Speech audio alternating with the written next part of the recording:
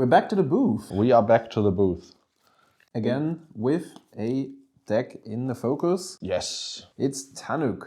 We are focusing on the long-awaited return of the Kavu tribe. Exactly. There have been 2 relevant Kavu legends printed in the last Edge of Eternity set. This one may be a little less relevant than the other one, but still very cool. I've seen Bruce with the other one on MTGO already. Looked cool. Yeah, I'm pretty excited to try him. Also try it out. It was funny with this card. We both saw the spoiler, and I was like directly posting it to Samuel, and God, come on, we have to brew this guy. Yeah, and I was like already on it. I'm already on it because I also saw him and was like, oh my god, this is so cool. Yeah. And then eventually, as part of the brewing process, we overread the word red. Red creature cards. Yes. So we were thinking, we can cast our Eldrazi's, Ulamog turn 4, Yeah. Ulamog, Kozilek, Emrakul, take your creatures, all these kind of things. Sadly, that does not work. Artifact cards and red creature cards in your hand have Warp. We've seen a similar effect in the past for each mana cost being 1 more, being the Perforos from the last Theros set. I think we tried. Did we have that on cam? I don't think we did. Okay, but a friend of ours brewed it, and I think I also made a list and decided, not quite good enough. But this one's much better in that kind of category. So basically just artifact creatures, red creatures, and a mono red shell ramping around that. We've had some pretty fast draws. There are theoretical turn 2s with this, with a Simian Spirit Guide into Jeska's Will, or a Jeweled Amulet into Jeska's Will, or a City of Traders, or a Crystal Vein, anything along those lines. I think Jeska's Will is the only one that really does it well. The other ones are like combinations of cards. Yeah. You can maybe play like a turn 1, what's it called? The Rite of Flame. one that makes red spells cheaper. Ruby? Yeah, a Ruby Medallion, and then the next turn, Seething Song, Pyretic Ritual, these kind of spells to get there. This guy only needs 5 mana with a Ruby Medallion, so there's some very cool synergies in here, and we get to play some very cool big red creatures. Yeah, I think the most powerful one, I mean, by the time you click on this video, you can also have a look at the list. But I think the most powerful line here is with the Stormscale sign, obviously. Yes. Yeah. Especially if you can incorporate some rituals up front. Yeah. Cast a ritual, cast him, cast a sign, and then you have like 3 dragons on board already, all of them being at 6 power. Yeah, and being hasty. Yeah, and being with hasty. Him, like because there is the kind of case that he gets removed. Yeah. Which makes the warp abilities much worse. Yeah. And some creatures, they need to attack to trigger their good abilities. So him getting removed with the warp is pretty bad sometimes. But it's also been very relevant is that the warped cards, we were warping a lot of 6 mana spells, 7 mana spells, and if we warp the cards, they are still there. You get to recast them. If you hit your land drops, you play your mana rocks. Cards like Thran Dynamo are very strong in this deck. True. And then maybe your Tannuk gets dealt with and he's back in the command zone, but you still have the warped 6 mana card. So that's a pretty powerful play pattern. Yeah. I think deck will definitely have some weaknesses. That's why we're also playing the Red Blast and Pyroblast to deal with counter spells. Blast, right? And then other Elemental Blast, it's not as relevant in dealing with counter magic and stuff like that. That's true. But unless it's a Drown in the Lock or something, but it's rather a rare case. That's true. But there are situations where we want to be able to force Tannuk through, and then eventually we're just going to keep casting our big spells from hand. So that's the hope, that even the control matchup isn't that bad, because when you ramp a lot of mana, then eventually you're just going to be casting your big spells, and that's much more relevant against those decks. Yeah, true. Yeah. All right. On my side of the table, I brought a dragon to the fight. It's Teval from the latest dragon set. No, actually, it's a commander set from Target Dragonstorm. Yeah. 2 sets ago already. But right? Yeah, it's 2 sets. We're at Edge of Eternities, and then we had Final Fantasies, and so yeah. Crazy. Yeah, I think this was a cool addition to the SULTAI card pool overall.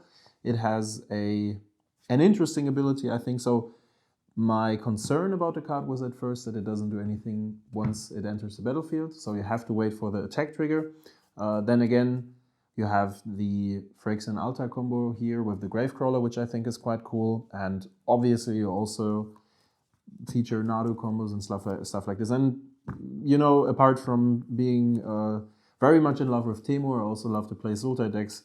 So I thought this is definitely a deck that we should definitely show has on cam. Very powerful lines. And, you know, just having a 4-mana 4/4 flyer in the command zone is not too bad, right?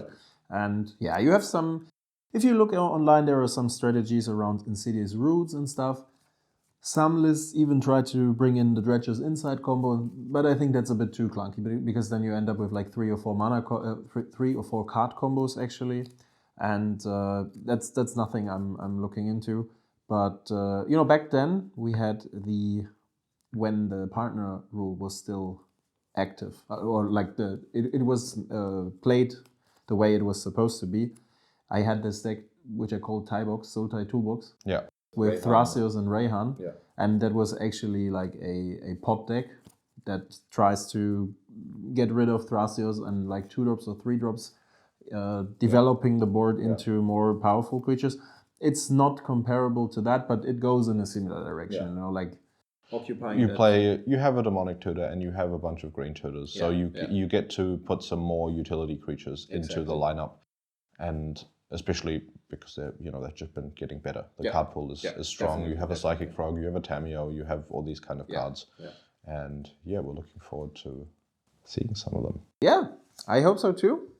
Let's see who decides, who starts the game. It will be me. We will resolve mulligans and get back. Yes. Okay. Yes. We're back. Kept 7. Yes. I have a pre-game action. Oh, you have a Gemstone Caverns? I do have a Gemstone Caverns. Exiling a Jaburgi. Yes. And then I will have a look at your hand with a Thoughtseize. That hurts. I can imagine. Yeah, so I have a Galvanic Blast, 3 lands, and the Flux. I'm guessing the Flux goes. Yeah. I think I take the Flux. So this is a card that I'm trying out in this deck, but I think I really like it. Having a kind of Phyrexian Arena effect after a short amount of time, pretty good. Yep, yeah, I think so too. We've done some test games already, and I have to say it looked promising. Play a Mana Confluence. And then I would like you to discard. Yeah, that'll be a mountain. The sake of playing Ravenscram on cam, at least once. Go ahead. I will untap. I will draw. I will play an Abstergo Entertainment and cast my commander. You have it. Then it's your turn. And I would like to cycle the troll and lose a life. Probably search myself a Bayou. Sagas are historic cards, if I remember. That's correct. Yeah. So you could get that back with the Abstergo Entertainment. Yeah. Not the worst here, actually. Yeah. I mean, I think I want to keep up. I want to still be able to interact with your graveyard with the Entertainment. Yeah, but that's what I meant, like the combination, you know? Yeah. You have something against my graveyard. Yeah. Put that into my hand. Untap. Draw. Play it. And then I will proceed with a Cursed Marauder. Yeah, that's a good... Get to sacrifice. That's a good card. Pass turn. All right, untap.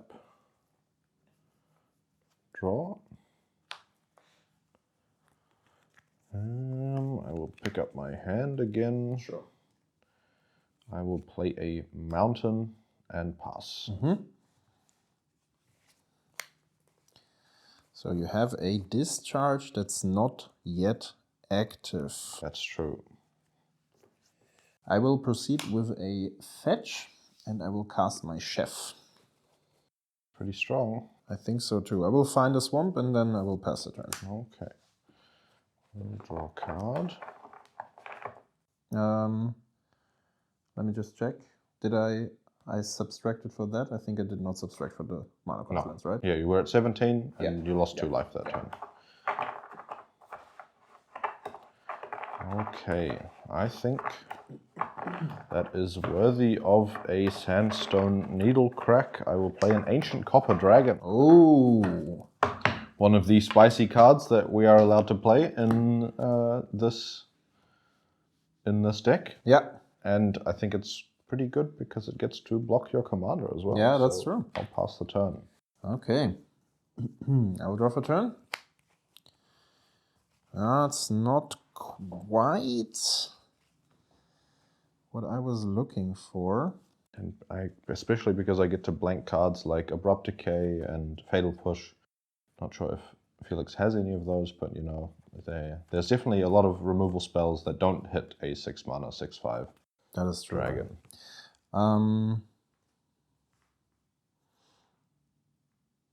Yeah, I think I have to do it that way. Otherwise, this could screw me up. I will pay a life, cast a GSZ for 3. Get a grist. Okay. Then I go for combat. Trigger. I will. Yeah. Okay. You can resolve your trigger, and then I'll block. Yeah. So mill 3, 1, 2, 3. Then I will return the underground mortuary. Yeah. Create a token. Then you block. Yeah. And then I will minus grist to kill the copper dragon. Yeah. And I have a SULTAI trigger too. Yeah. Stays on top and pass the turn. Okay. I will untap. That was a strong lineup. I will draw. I will Galvanic Cloud plus the Grist. That was to be expected. I'll play a City of Traders and an Arcane Signet and pass the turn. All right. Draw a card for turn. So you have no cards in hand? I have no cards in hand. Okay. That's good to know. I think I will play a tropical island, and then I will pay another life to recast my commander. In response, I will crack the Abstergo Entertainment because I don't want anything leaving your graveyard when I do. Yeah. And I will return the Flux to my hand. Yeah. So these things are gone. Exile it, and then exile these things. I have the Flux in my hand. So at the first stage it deals 4 damage to target creature? Yes. Yes, okay. Yeah, go ahead. Then draw for turn. And yeah, I think that's exactly what we'll do. Yeah. Fair. And I'll pass the turn. All right. Draw a card.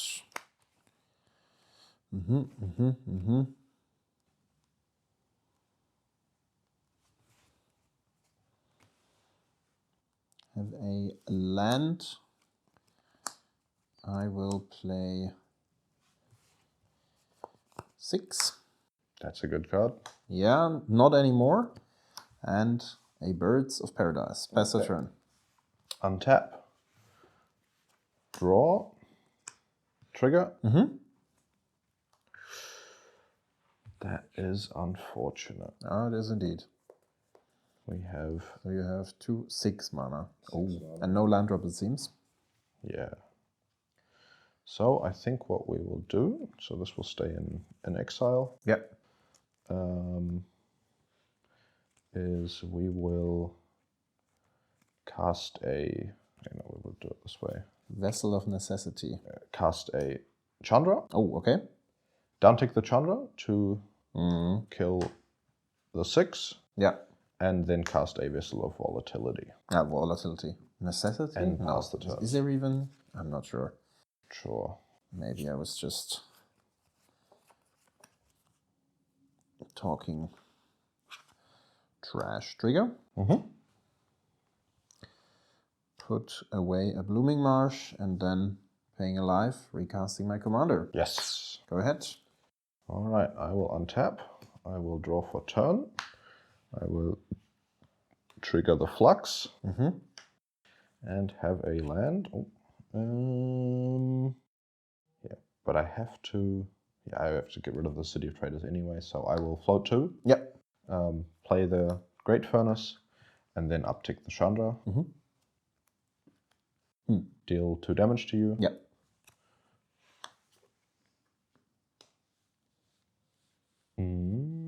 I have 2 floating. So I just recast him. Play my commander for 6. And pass the turn. All right.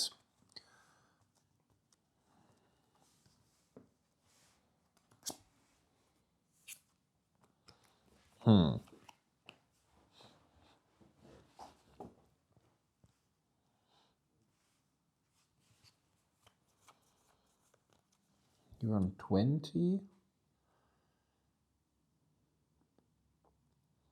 Both give you extra card advantage.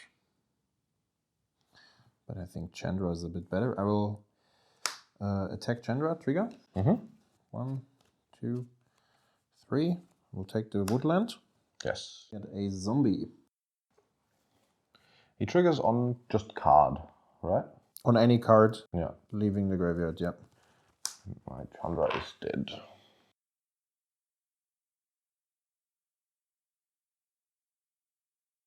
Then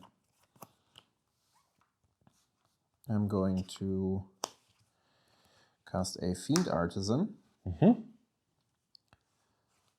Followed up by a Life from the Loam. Returning 2, trigger. Yeah.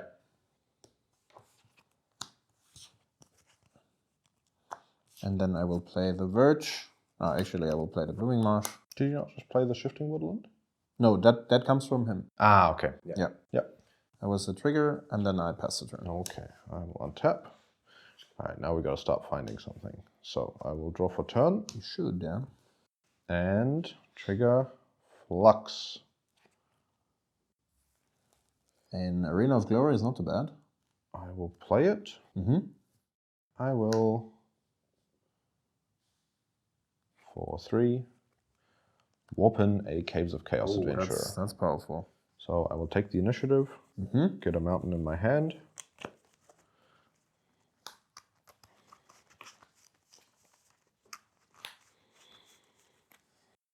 That is powerful indeed.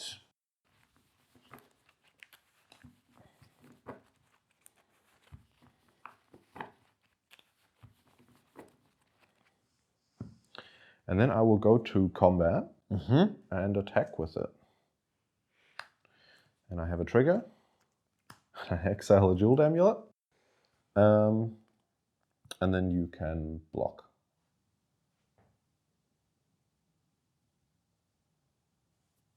It has 3 toughness. Yes. Yeah, I think I will throw in my zombie druids. Yeah, so you take 1 damage. Yep. And this guy dies. I will cast the amulet. Yeah, this turn. I've played my land. I will play a Prismatic Lens. Yep. And pass the turn. Board is already quite messy. Yes. I will draw a card.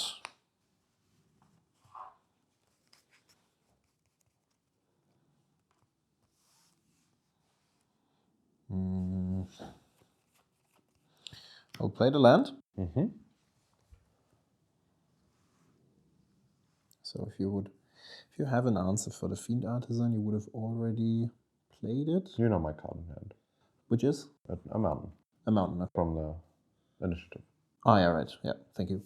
In that case, I'm just going to attack with him. Yeah. Have a trigger. Yeah. 1, 2, 3. Return the island. Wash away in Yorkmoth. Wash away in Yorkmothville, exactly. Will take 4, go to 16. Yes. Congratulations Take the on initiative. doing damage. Yeah. Yeah. Do you have another? Yeah, you do. Stop bullying me. That's rude. Do I have another? I don't have another basic land. Fine. I have all of them on field already. Okay. But we get to shuffle for free. That's fine. Then we can actually, I can take the shuffle to look at my library. Yes. Okay, so got the free shuffle. I'm going to pay 1, 2, 3, 4, 5, 6. Going to sacrifice a druid. Yeah. And find myself a Metamorphosis Fanatic.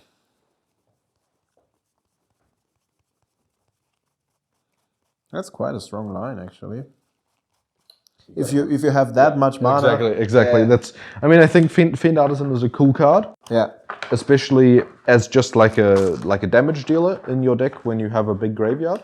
Like if I hadn't exiled the graveyard, this guy would be 1, 2, 3, 4, 5. So 6/6 right now. yeah. True. I will reanimate 6. Yeah. Then I have a trigger on Teval. Yeah. Make a zombie. It's getting messy already. And then I would like to discard A land to a play. land to replay survival. Have another trigger on Teval. Not the worst. And this guy has a lifelink counter. Yes. I think I can pass the turn. Yeah, I will store a mana in the Duel Amulet. And then untap. Draw for turn. Quite a grindy matchup already. And then flip the Flux for a Lightning Bolt. Not bad. That's pretty bad. But it doesn't really deal with the necessary threats here. So I am at 16. I think if you gain a bunch of life, then I'm definitely not winning. Yeah. But I can't really prevent that. And my additional card draw has run out with the Flux. I could take one more turn to maybe top deck something. How do I want to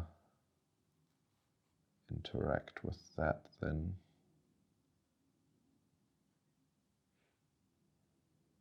If I attack, you just get to block with everything and gain 6 life. I can play my mountain from hand.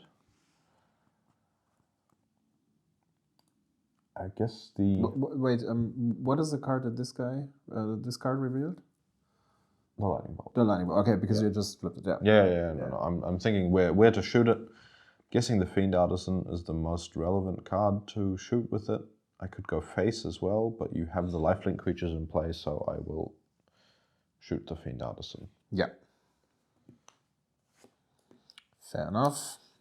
I also think that this is a good choice. And then we will see if I manage to top deck anything next turn and pass the turn. All right. Now's the question. Yeah, I think I will dredge my life from the loam. You have an initiative trigger first? I have an initiative, thank you, yeah. That is very true. So this guy is untapped also. I think I will put 2 counters on the Metamorphosis Fanatic to gain back more life. Then I get to dredge this here. Yeah. I have another token first. 1, 2, 3. Oh, that's actually not bad. Is it a Bowmaster or what's the other? It's a Bowmaster and a Phyrexian Altar. Okay. Then... And you have a loam in hand. I have a loam in hand, yes. Do you... So if you... I think you can win. I think so too, yeah. because you can... So I'm gonna cast the loam. Yeah. Get back 2 lands, have a trigger. And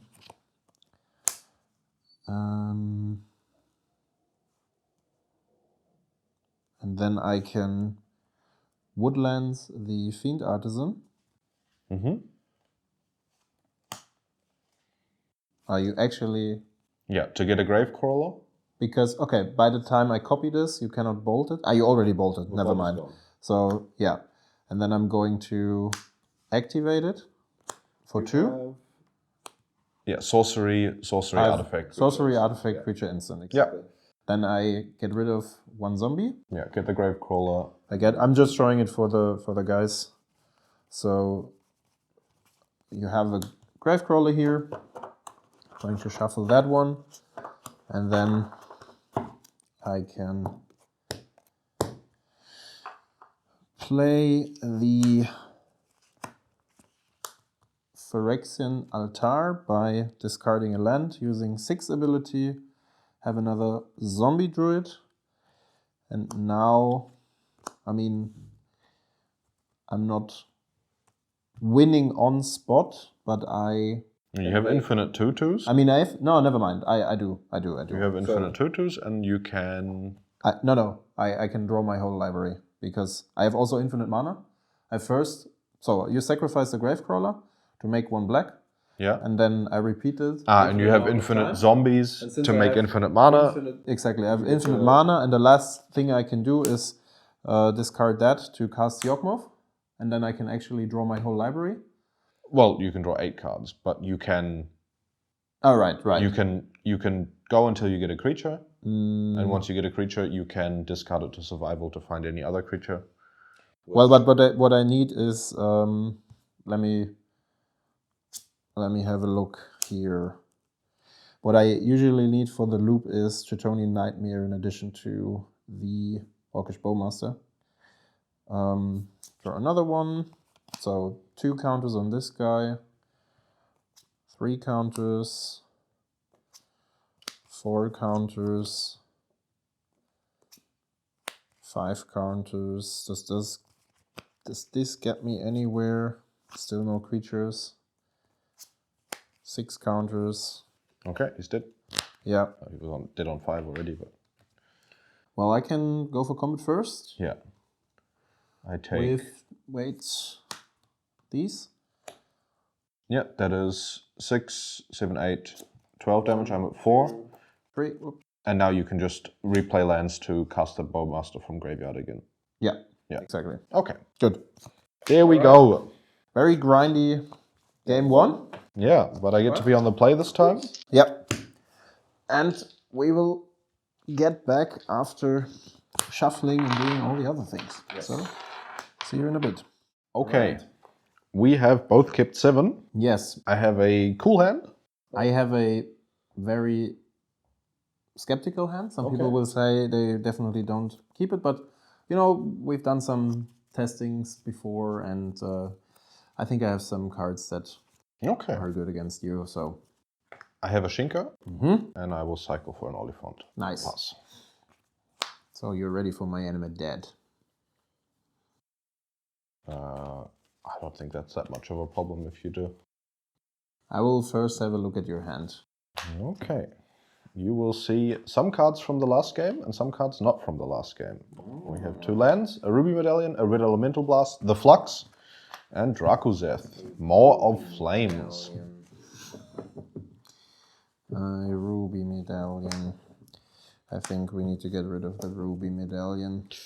Okay, yeah, that makes the hand much worse. It's too powerful in this deck. I've seen it. Pass turn. Okay, I will tap. Oops, that's right. Let's draw, play the Abstergo, and then pass the turn. All right. Follow up. Gravecrawler and a Deathrite Shaman. Okay. Pass turn. Draw a card. Play a land. Play a Thought Vessel and pass the turn. Drawing a card.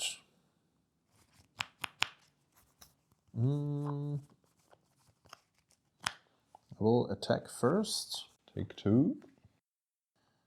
And then these things I will fetch. Mm-hmm. Down to 15 for Tropical Island. Yes. And I will cast a Grist. That is not something that I can Red Blast, so... That's true, yeah. Unfortunately not. Oops. Ta-da. There we go. Yes. Then I will tick up Milling a Phyrexian Altar. Yes. That's a card I would rather like to have on field, especially with Grist, but... You have lots of ways to get it back. That is correct. I think you're fine. Oh, interesting. Here we have a nice little insect. Look at this guy. So I will play an Eldrazi Temple and play the Flux and kill the Deathrite. That's sad, but I accept it. Then it is your turn. All right. Draw a card.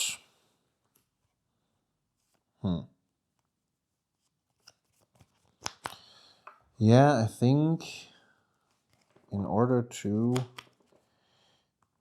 I think I will plus her first. Milling an Abrupt Decay. Ah, okay. I have another insect. I will attack with those 3. Like, one has Summoning Sickness, but... Yeah, take 3. I will get the second one. Ah, actually...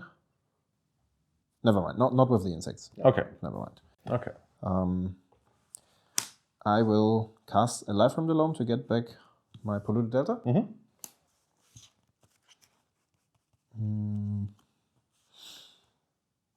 I will play that. I will fetch. Find myself an Underground Mortuary. Okay.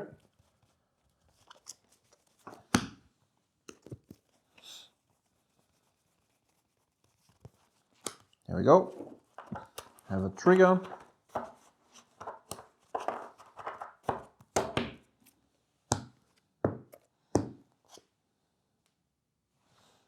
I will mill the fetch land. That's a good synergy with the Life from the Loam. That is correct.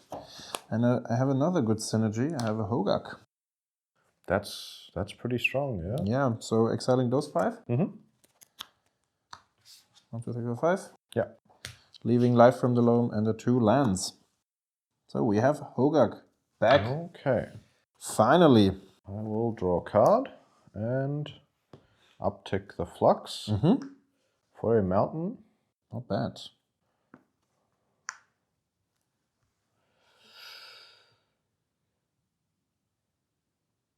Which I will play. This doesn't really change anything. Yeah, the issue is I cannot play my commander. Because? Because you have a Grist on board. So I have to be able to do it all in one turn. And the Drake does damage when it comes down, right? When it attacks. When it attacks, okay. Yeah, so I have to...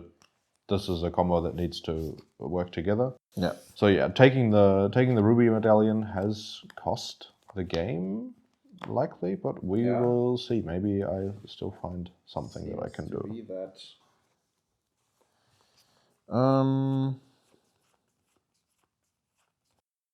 But I'm guessing you also have a wash away in hand with the way that you're playing, so... Do I dredge? I think I don't. I will draw. For turn instead. Then I go for combat. Yes. Attack for 12. Take 12. I'm at 4. Uptick her. And make another insect. It's untapped. It's a Grief in the graveyard. Yeah. And then I will pass the turn. Yeah, so even no commander cast now. I will draw. Then I have a Flux trigger. Mm-hmm. For another land.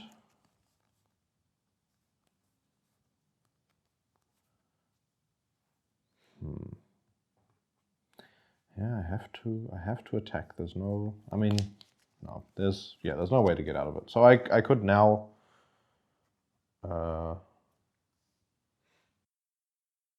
play my land and attempt to cast my commander. It resolves. Okay. And then for 3. Have a force spike. Yeah. GG. GG. GG. Okay, I did not expect to win that, but I was also lucky because, you know, I kept a one-lander, and I thought with the Detecting Probe and Thoughtseize is going to take away one of your key cards, most likely. Which it did. Which it did, yes. Sometimes, like last game, it took away one of the threats. No, what did I take away? Yeah, wasn't it a card? The Flux. The Flux. Which you returned with the Abstergo. True. But yeah, so this is basically, it's not bad to have the hand disruption here because you get all the information about your plan. Yeah. And then like the follow-up was quite great, I have to say. Yeah. Okay. Yeah, there's not much to say, I think. Yeah, I think against this matchup, I would probably usually play out the Tannuk because there's not that much removal for it. Mm-hmm. You might keep hands especially for the removal for it, but you also, like, I mean, if you do that, you run the risk of me having a ramp hand, which gets to do it all in one turn, and you don't have much. I don't think you have any. Well, there's no. You get to counter him. I play Wash Away, I can counter him. I played Dismember, I think, as like an efficient removal. But apart from that, I can Oko it. That's like a way to deal with it. Yeah. But I don't have that much interaction, that's true. Yeah. So I might play him sorceries, I might play him and then say go and then sometimes. Next turn, just do your thing. And then next turn do my thing. Yeah. But with a Grist on board, I can't do that. Yeah, right. And then the Ruby Medallion would have meant that he comes down much faster and he starts doing, I mean, I would have gone turn 2 Ruby, turn 3 Flux, turn 4 do something, turn 5 cast Tannuk and Warp in the same turn, and then and maybe not been game, but it would have been much better. Like the fact that it reduces your whole setup by like 2 mana is already pretty good. Yeah. So no debate about that. All right, okay, guys. Thanks for tuning in, and see you next time. All right.